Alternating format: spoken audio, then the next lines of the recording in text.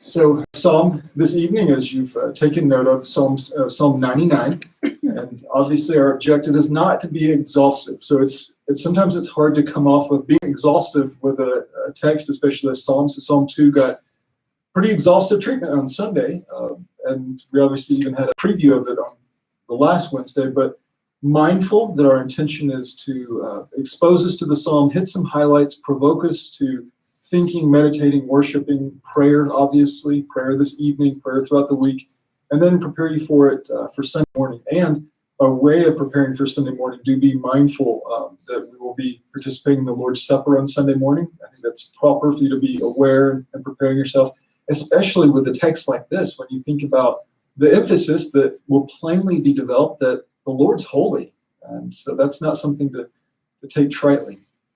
So let's read together Psalm 99. Yahweh reigns. Let the peoples tremble. He sits enthroned above the cherubim. Let the earth quake. Yahweh is great in Zion, and he is exalted above all the peoples. Let them praise your great and awesome name. Holy is he. The strength of the king loves justice. You have established equity. You have done justice and righteousness in Jacob. Exalt Yahweh our God and worship at the footstool of his feet. Holy is he. Moses and Aaron were among his priests, and Samuel was among those who called on his name. They would call upon Yahweh, and he would answer them. He would speak to them in the pillar of cloud. They kept his testimonies and the statute he gave them. O Yahweh our God, you answered them. You were a forgiving God to them, and yet an avenger of their evil deeds. Exalt Yahweh our God and worship at his holy mountain, for holy is Yahweh our God. Now, what's one of the first things we look for when we begin our engagement of a psalm, at least in a study context? Structure, the title. Structure. That's a bonus there. Thank you. But first thing, in terms of just general approach, I am curious: is there a header for it? Is there a title for it? Are we going to derive any general contextual information? So we don't have that for Psalm 99. So we don't have direct insight into its authorship or its historical context, but we do recognize it's categorized as a kingship psalm, a sovereign psalm. These categories we kind of apply to the psalms to help us categorically think about them, and sometimes they're clustered together, and so that's helpful. And you'll see, why with the plain language of Yahweh reigning and Yahweh being identified as king. So that helps set the tone for us as we begin.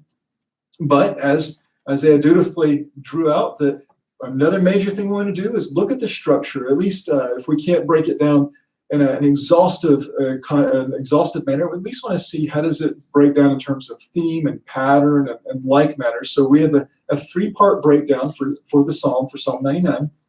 The first section is the reigning God, that's verses 1 through 3. Then we have the just God, verses 4 through 5. And then the relational God, verses 6 through 9. And each of these sections they're driving us to a primary point of emphasis for the psalm as a whole, and that is that Yahweh is holy. That's a major emphasis. So I'm going to occasionally ask, Yahweh is holy. So we're driving to that. And you can see that with the conclusion of each section. Verse 3 says, holy is he. Verse 5, holy is he. And then the conclusion of verse 9, for holy is Yahweh our God. Now, in view of this clear emphasis of the psalm, I've amended my outline to reflect this. So that was my original outline. So that was, I think, just a general way. Okay, how do we think about this? It's clearly broken up into three parts. But then you have that clear emphasis. So let's maybe retool this to better reflect that. So now maybe a subtitle, or maybe really it should be the primary. Yahweh is holy and he reigns. Yahweh is holy and he is just. Yahweh is holy and he is relational. Again, because the clear emphasis of Psalm 99 is that Yahweh is Holy. All right. So with this in view, let's examine the psalm in its three parts. The first section, verses 1 through 3, Yahweh is holy and he reigns, begins with, Yahweh reigns, let the peoples tremble. He sits enthroned above the cherubim, let the earth quake. So Yahweh reigns. He has ruling authority over all peoples, and they're trembling. And that's not a bad response. That's not a bad response. Not because he's capricious or cruel, but because he is God Almighty and he reigns. You understand that we don't just cavalierly approach the Lord of glory who reigns all people and just, wow, isn't that neat? And this is a holy and magnificent God. And most of us would recognize, and I say most of us because this is a life experience matter, most of us recognize that trembling has a range of causes, from someone who's genuinely terrified to some that are just so excited, right? You see even little children and sometimes little dogs, they just tremble because they're so excited. And then you see some people that something has gotten a hold of them and they physically can't restrain themselves from shaking. And I think that's what the presence of God demands of us. And we find ourselves somewhere on that scale at any given time, from joyful to being almost undone. And I think that's a really good place to be when you're engaging the holiness of God. And it reflects that I think we're beginning to apprehend the consistent refrain of the psalm, that worship Yahweh for he is holy. So trembling, being either overwhelmed with joy or overwhelmed with fear, I think is an excellent response. And it continues that Yahweh is enthroned above the cherubim. So where might the cherubim be? And this is obviously the language of the psalm here. So he's enthroned above the cherubim. Where is that? Where is he enthroned? Or where's the psalmist identifying this seating of God, as it were? Isn't that the throne in heaven, the cherubim are holding it up? Am I remembering that right, Ezekiel? Well, I think the psalmist is going to draw us back down to Zion proper, because the language, Zion is holy hill. So I think he's going to bring us down to the natural earth. Yeah, the Holy of Holies. So this is over the Ark of the Covenant, the mercy seat of the Ark. This is where you have that, not just the picture, there was the Ark, and the angels, their wings are almost all the way to the point of touching, and they're covering the mercy seat and the Holy of Holies in the temple. So God's special dwelling place amongst his people. That's where that psalmist is saying the Lord reigns. He's enthroned above the Holy of Holies, above the Ark of the Covenant. A place so holy that was this casual access, or was it access by lottery, or was it access by who you knew, or if you tipped the right person? This is extremely restricted access, right? So what was the context for access? High priest.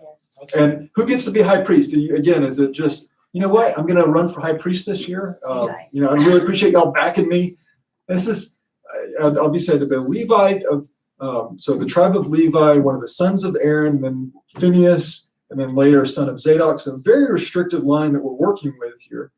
And even, again, the high priest who would bear the people before God, access once a year, special, precise circumstances, because the holiness of God demands restriction, doesn't it? It demands to be esteemed and set apart.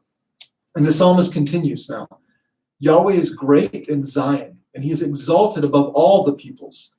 Again, Yahweh's reigning over the nations is with a view to his reigning or special presence in Zion and in Jerusalem and the covenant nation there. And specifically, again, Zion, a special affection for Zion. And the conclusion is that he's exalted, elevated, raised above all the peoples. And in view of our most recent engagement with Psalm 2, how might this truth here in verse 1 impact our thinking about the world? So Yahweh's reigning over the nations. He's great in Zion. He's exalted above all peoples. So we've just worked in Psalm 2. How might things like this truth impact how you think about God, his reigning, and the nations? This is a softball toss here. We were just in Psalm 2.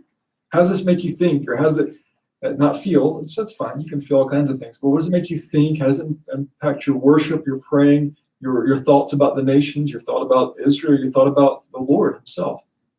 The king loves justice, and why are the nations raging? And so the king loves justice, and why are the nations raging? Or why are they rebelling? Remember the foolishness of that? Like the Lord's response was laughter and anger. Yeah, I was going to say that. Oh, He has that all. It's all under his dominion. He's just allowing things to happen.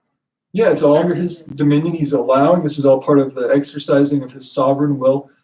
I mean, if we, at any given time, if you pay attention to enough news or world events, I mean, it can be both disheartening and anxiety-inducing, can't it? And then you look at even in national events, you're like, oh boy, it can be overwhelming and rather distressing. And things can change. Things could change here, and it could become even more intimately frustrating and frightening and overwhelming.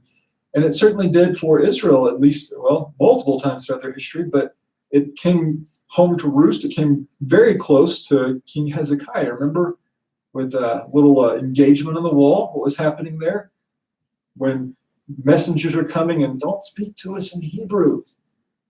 What was happening there? Does anybody remember? Hezekiah? So Israel's being run over, and it's looking quite bad. So Assyria's coming, and then, hey, look, we've defeated all these gods. You think your God's going to be any better? And the watchman on the wall, hey, how about don't say it that way? They can hear you. And that was the whole point. And then Hezekiah is obviously very distressed. And here we have how such things impacted his thinking and the response to a terrifyingly hostile threat. Then Hezekiah took the letter from the hand of messengers and read it, and went up to the house of Yahweh and spread it out before Yahweh. Hezekiah prayed to Yahweh, saying, O Yahweh of hosts, the God of Israel, who is enthroned above the cherubim. Remember, very familiar language there. You are the God, you alone of all the kingdoms of the earth. You have made heaven and earth. Incline your ear, O Yahweh, and hear. Open your eyes, O Yahweh, and see, and listen to all the words of Sennacherib, who sent to reproach the living God. Truly, O Yahweh, the kings of Assyria have devastated all the countries in their lands, and have cast their gods into the fire, for they were not gods, but the work of men's hands, wood and stone. So they have destroyed them. Now, O Yahweh, our God, deliver us from his hand, that all the kingdoms of the earth may know that you alone, Yahweh, are God. So we see it clearly impacted his prayers, didn't it? Having a view to the Lord who is seated above the cherubim, who is Lord of the nations, who sends a people to trembling, because he's a holy God and he's just. And it impacted his prayers, didn't it?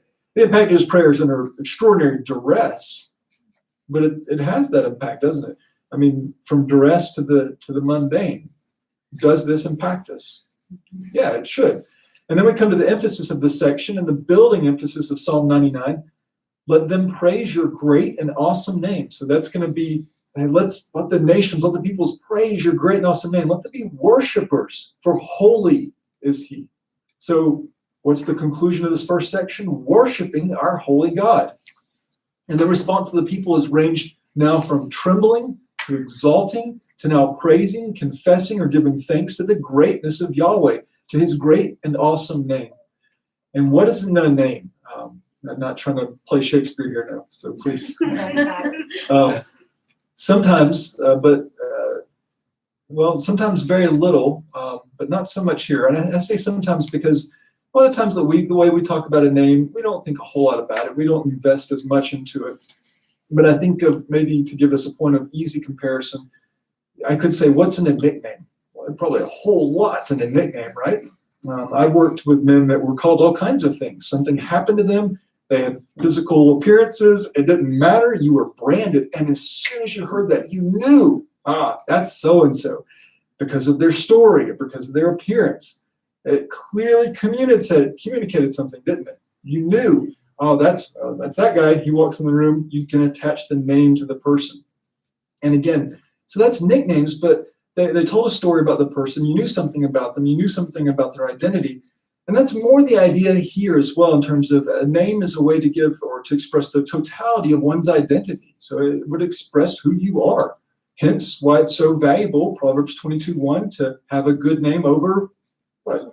Over wealth. Why? I do agree, if everybody's named David, that you're sitting pretty good. You would pick that name over great wealth. But there's more to it than that. It's what's the name representing, and what is it backing? What is it expressing about the totality of your person, your character, and what you're known for? So here it's the esteeming the name of the Lord. It's praising, thanking, or confessing of the greatness and even holy fearfulness of Yahweh. And I don't simply highlight his fearfulness because the aforementioned trembling of the people and the shaking of the earth, although I think it's a reasonable ground, but because of his stated awesomeness here. And some of you who have been with me for longer periods of time, you know that I have an extraordinary frustration with people's cavalier use of awesome. it's horrible what they've done to a really esteemed word, because that word, I think it's too often diminished in common usage, but it's a word interchangeable with fear. It's not like, oh, that was awesome. Now it's awe-inspiring, terrifying, and amazing and good. And such is the nature of Yahweh's awesomeness. And our conclusion, holy is he. Yahweh is holy. So this is the first and foundational section of our psalm. And the following two sections are going to build off of this one, and will each conclude with the same manner as this one. They will all be framed as the next two will be framed, though, with a command, though. So the nation's exalted, the nation's praise Yahweh. Now it's going to be framed as you. And originally, obviously, directed to Israel, but now to you as well, a command to exalt and worship Yahweh because he is holy. All right, try that one more time. The command to exalt and worship Yahweh because he is holy. Very good. So that's the context. That's what we're driving at.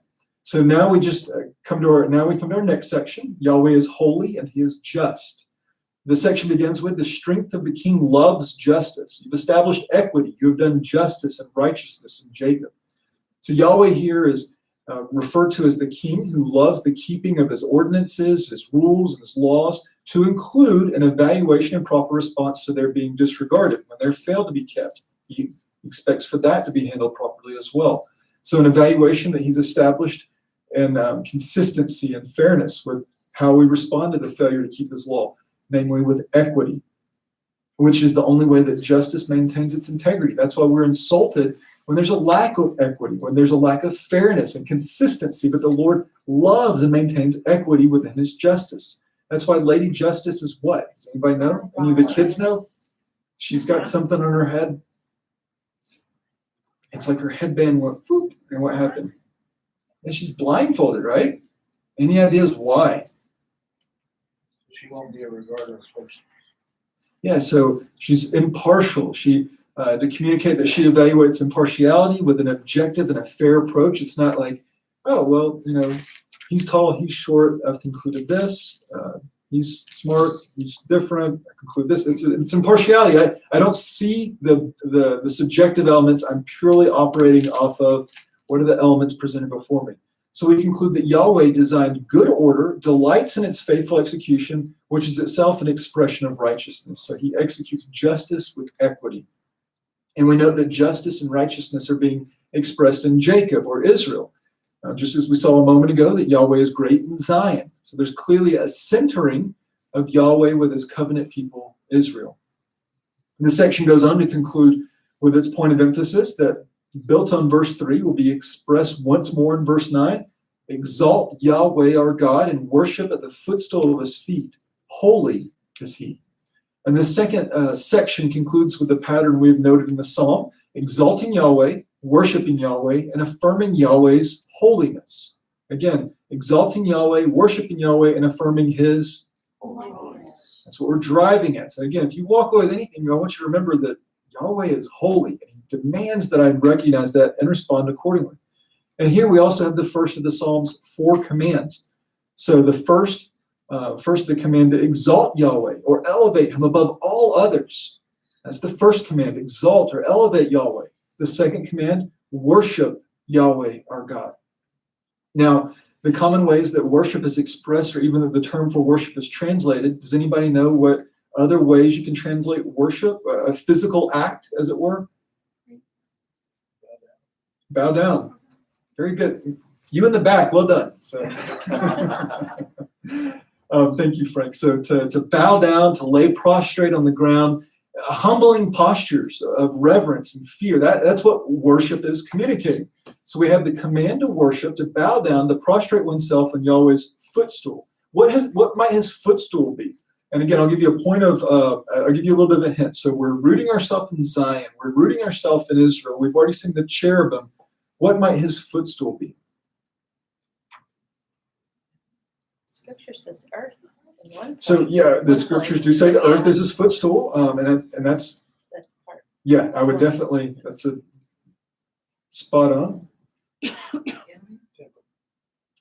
Temple. Yeah, so the enemies are made a footstool. But yes, I think he ultimately is driving us to, again, the Ark of the Covenant. So we have the mercy seat, now the Ark of the Covenant. That's a general conclusion for the Psalm 99, and I think given the immediate and the fuller context, again with the cherubim, or with the mercy seat already highlighted, the fact that he's in Zion, and the language of this kind of driving us to the Holy of Holies. I think the Ark of the Covenant's a reasonable conclusion. You also see this in 1 Chronicles 28, verse 2. Then King David rose to his feet and said, "Listen to me, my brethren and my people. I had intended to build a permanent home for the Ark of the Covenant of Yahweh and for the footstool of our God. So I made preparations to build it." So, general conclusion: Ark of the Covenant, maybe the temple proper, but it's centering on the central place of worship for Yahweh by Israel. So here we have a command: bow down at Yahweh's footstool. Make yourselves low while you make him high and exalted and magnified. Does this remind anyone of something else from the Psalms? So making yourself low and humble. Humble yourselves in the sight of God, that he may exalt you at the proper time. Yes, that's very good. Anything from Psalm 2, maybe verse 12? The response of the nations, lest the Father be angry, and to kiss the Son or pay homage to the Son. What about a New Testament hero that kind of picked up this language of making yourself low while you make the Lord high? Yeah, John the Baptist. So here we have Psalm 2, the final command to kiss the Son or give homage to the Son. So a humbling of yourself in worship, and the personal testimony of John the Baptist. He must increase, but I must decrease. So not a bad personal ambition. So if you want a life verse and you want something you can just put in your pocket, it's really short. Well, he must increase, but I must decrease. And I think you'll get a lot of the spirit of what's being communicated here as well. And while worshiping at Yahweh's footstool might be a place of humility, it's also a place of great joy, even as again expressed in one of the Psalms of Ascent. So are you familiar with the Psalms of Ascent? Jerusalem is a city built on a what? Hill.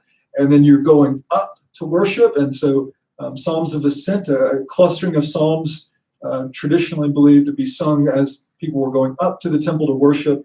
And in that context, you have Psalm 132, verse 7, "Let us come to his dwelling place. Let us worship at his footstool." And once more, following Yahweh's exaltation, the call to worship, and the call to worship, there's affirmation of Yahweh's holiness. Very good. This brings us to our final section. Yahweh is holy and he is relational. So the section begins with, it's a little bit longer here, the section begins with Moses and Aaron were among his priests, and Samuel was among those who called on his name. They would call upon Yahweh and he would answer them. He would speak to them in the pillar of cloud. They kept his testimonies and the statute that he gave them. O Yahweh, our God, you answered them. You were a forgiving God to them, and yet an avenger of their evil deeds. So first, I hope that's plain enough why I chose to call this section the relational God, or Yahweh is holy and he's a relational God. I mean, did you see that in this section very plainly, this first part of the last section? Yahweh heard and answered. Yahweh spoke. Yahweh answered. Yahweh forgave.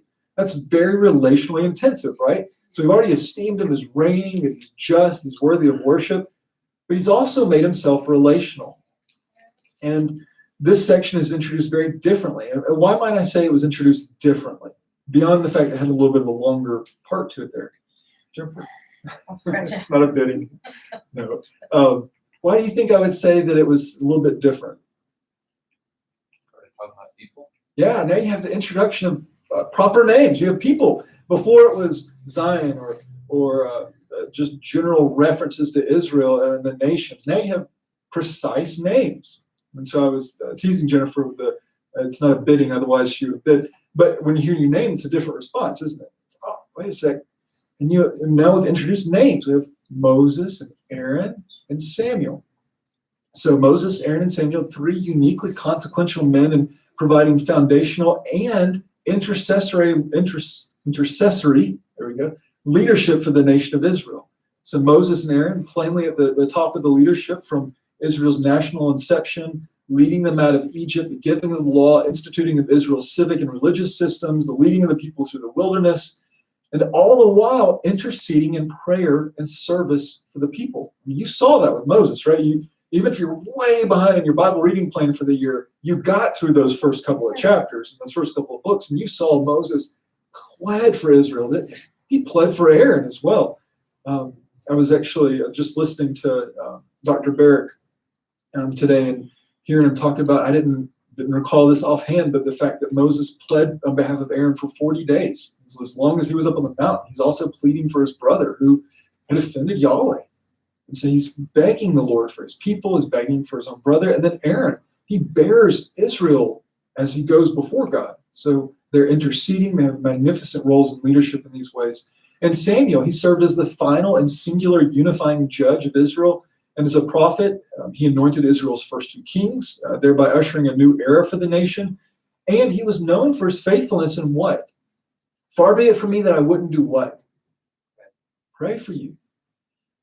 Samuel, pray for us. We've really messed up. Well, far be it from me. Far be it from me, because I will be found faithful in this. He was known to pray for the nation. So these 3 men called on the name of Yahweh, and he heard and he answered. The great and awesome king heard and answered these men. The nature of their work of service is also highlighted by a rebuke that's expressed in Jeremiah 15. Jeremiah 15:1. Then Yahweh said to me, even though Moses and Samuel were to stand before me, my heart would not be with this people. Send them away from my presence and let them go. So you get the idea that, well, these are your big hitting intercessors. Even if they're interceding for you, it's not going to be okay right now. And so you get the idea, wow, they were faithful. They were known, distinguished for these works of service. Now, again, there's a clear reference to Samuel, and fittingly so, given that cluster of identification. But I'm persuaded the testimony continued its focus most precisely on Moses and Aaron, because the nature of the language here, the Shekinah glory and experiences that we know were Moses and Aaron. So it doesn't really fit with the Samuel narrative that we're aware of. So, but it's emphasizing the intimacy and power of Yahweh's care and relationship with his people. But there's a striking statement included here. So I said the introduction is a little different, but then there's a striking statement that speaks to the strong theme of Yahweh's holiness. Oh, y'all are getting tired already. There's a strong theme of Yahweh's holiness. All right, and so with that in view, he says something that got my attention. Hopefully it got yours. So Yahweh, who is exalted and terrifying in his magnificence, does something. He does one thing and he does something else. Any ideas on what the striking statement might be? In view of firming up and making more plain Yahweh's holiness. He forgives them and then avenges their evil deeds. Yeah, so he forgives. Okay, yeah, yay, because relational, and he hears and they cry out and he responds. He forgives. That fits right in there with them. But then, oh my, why couldn't he have just left out that next part? He avenges their evil deeds. The psalmist reminds us that Yahweh was a forgiving God to them, but he also reminds us that they're offending Yahweh's holiness, not just offending him in general. Offending Yahweh's holiness came with weighty consequences. My conclusion is that the psalmist is referring back to Numbers chapter 20. We have here, take the rod, okay, back up. You know the narrative, right? This is Israel in the wilderness. And what do you lack in the Judean wilderness? Or the wilderness approaching the promised land? You don't have what and what that you have to have. Food is one, and water. Okay, so food's been supplied by man is coming down from heaven. Water is miraculously supplied at different occasions, different ways, be it throwing things into the water to make it not bitter or coming from the rock. So they need water. Numbers chapter 20, take the rod, you and your brother Aaron, assemble the congregation and speak to the rock before their eyes, that it may yield its water. You shall thus bring forth water for them out of the rock, and let the congregation and their beasts drink. So Moses took the rod from before Yahweh, just as he had commanded him. And Moses and Aaron gathered the assembly before the rock, and he said to them, listen now, you rebels, shall we bring forth water for you out of this rock? And Moses lifted up his hand and struck the rock twice with his rod, and water came forth abundantly, and the congregation and their beasts drank. But Yahweh said to Moses and to Aaron, because y'all, and I'm not saying y'all to be dismissive or cute, I'm trying to show you he wasn't just speaking to Moses here. It's you, plural, because y'all have not believed me to treat me as holy in the sight of the sons of Israel. Therefore y'all shall not bring this assembly into the land which I gave them. Those were the waters of Meribah, because the sons of Israel contended with Yahweh, and he proved himself holy among them. Now, some view this forgiveness and punishment corporately. The Israel clearly had their seasons of needing forgiveness and they had their seasons of being punished. And I agree that's a proper application. I do think that's true. But my conclusion also is that Moses and Aaron are the first and primary points of application here, serving as personal examples of the weighty reality. So again, if I just gave a general example, it's very different than if I'm not going to say Anton because I've done that so many times recently. So Matt's done this. I could have just said somebody's done this or people do this. But when I say Matt's done this, point of relation, you know Matt. You're like, wait, not Matt. And there's consequences. I think there's a personal example to give weight to this. The consequences of failing to treat or to regard Yahweh as holy. And I think the impact of the personal nature is what drives the emphasis home here. And with this, we're reminded that Yahweh is terrifyingly good, awesome, and holy. And this brings us to the final point of emphasis for the section in Psalm 99 as a whole. Exalt Yahweh our God and worship at his holy mountain, for holy is Yahweh our God. And this concludes, this also brings us to the final two commands and the conclusion of the psalm. So the commands again, exalt Yahweh and worship him. Those commands are repeated here. This is the proper response to the revelation of Yahweh's person and works, most prominently expressed here in his holiness. Or as expressed by the psalmist, we exalt and worship Yahweh, for holy is Yahweh our God. So, by way of conclusion, we've have the beginning of a clear emphasis for the psalm as a whole, beginning in verse 3, holy is he, or Yahweh is holy, but it also introduces the proper and necessary and commanded response to this truth, that because Yahweh is holy, he's to be exalted, he's to be worshipped. So we have a three-part psalm with a clear point of emphasis and responsive commands. Yahweh is holy and he reigns. Yahweh is holy and he's just. Yahweh is holy and he's relational. Therefore, exalt Yahweh, worship Yahweh, because Yahweh is holy. Very good. Any closing comments, questions, or thoughts? And if not, we will finish with one more song that I didn't prepare our musicians for, but I think it's well known, and it's public domain, so it's free for what that's worth. But any comments, questions, or otherwise? All right. Well, I think you're familiar with this one, right? So when we did Psalm 117, Frank rightfully said, we should have ended with the Hallelujah chorus because we were going through the Psalm and it's Hallelujah, and we were talking about that and explaining it. And so far be it from us to finish a psalm that's emphasized the holiness of God and not at least try to sing holy, holy, holy. Y'all are going to have to do this. I can't, so I will participate. So I don't know if I think we could just congregationally sing and I'll move it, or do we need a measure of leading? All right, let's start. All right, stand up then, stand up straight. Holy, holy, Lord.